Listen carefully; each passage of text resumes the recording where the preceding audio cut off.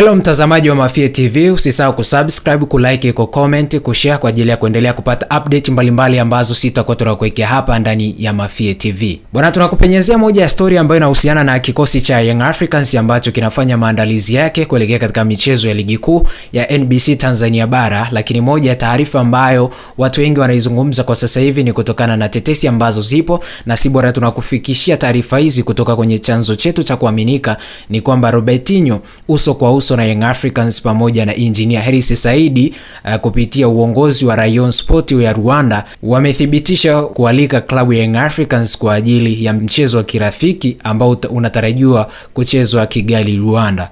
Robertinho Oliveira maarufu kama Robertinho aliachana na klabu ya Simba mwezi Novemba 2023 baada ya Simba kupata kipigo cha bao 5-1 kutoka kwa pinzani wao Young Africans, kipigo ambacho kilikuwa kikubwa zaidi kwa Simba katika kipindi cha miaka 41.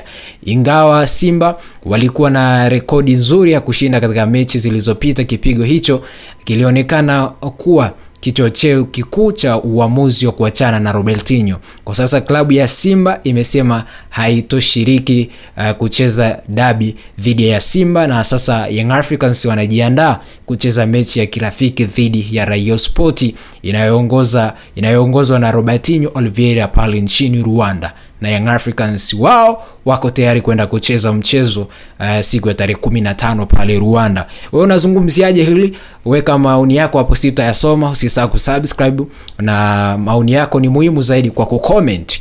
Subscribe.